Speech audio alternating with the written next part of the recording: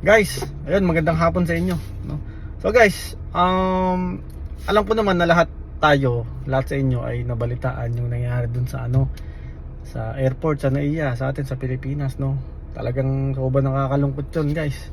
Nakakalungkot lang, no? Ito, guys, tsorya ko lang, no? Kumbaga, naisip ko lang. May posibilidad kasi na na ganito yung nangyari doon, no? So papakita ko sa inyo, guys, habang ako yung nandito sa may sasakyan. Ito Bale, guys, kasi napanood ko sa balita na talagang talagang hindi naman sinadya nung driver. So ibig sabihin aksidente siya, no? So ito lang, guys, ang naisip kong nangyari. Okay, base lang to sa tsorya ko, guys, ha. Hindi to yung talagang totoong nangyari. Kumbaga, naisip ko lang, guys, kung paano ba ang nangyari, no? Normally kasi yan, guys, kapag nakapark tayo, okay, P talaga ang nasa natin, nasa cambio natin, naka P.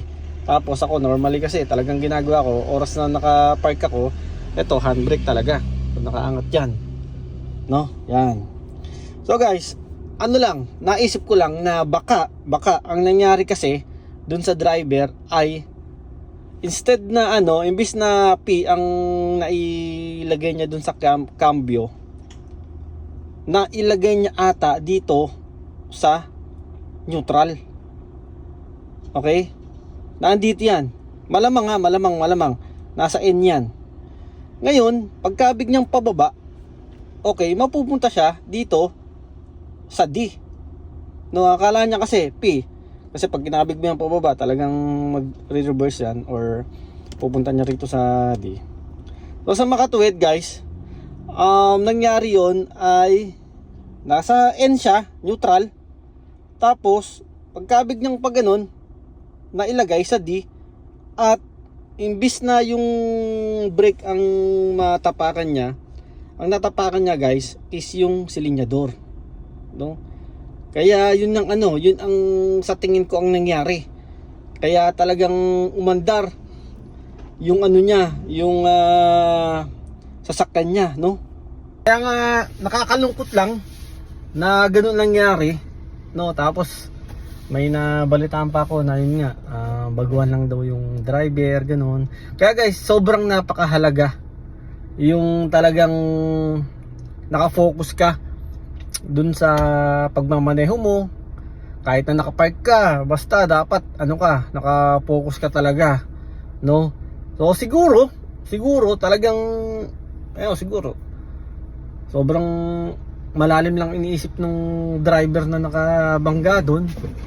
Kaya siguro hindi niya na rin naisip, no? Kasi nakitang-kita ko, guys, kitang-kita ko, guys, dun sa balita, pagbaba niya, talagang siya, talagang sobrang blanco siya, no? Hindi niya rin talaga alam na ganun ang nangyari, no? Kaya nga, guys, yun nga, sobrang napakahalaga na dapat tayo ay sa mga driver, no, na dapat tayo ay naka-focus talaga, no? Importante yun, yung P, yung R, yung N, yung D. Napaka-importante niyan kasi isang pagkakamali mo lang talaga rito diyan sa mga cambio na yan.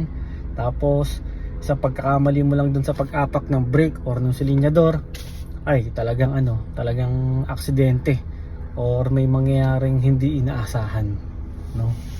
So yun. So yun lang, guys. Yun lang yung naisip ko. Yun lang yung teorya ko na na pumasok sa isip ko bakit nangyari yun, no? So guys, yun lang, no? Ingat kayong lahat. God bless you all.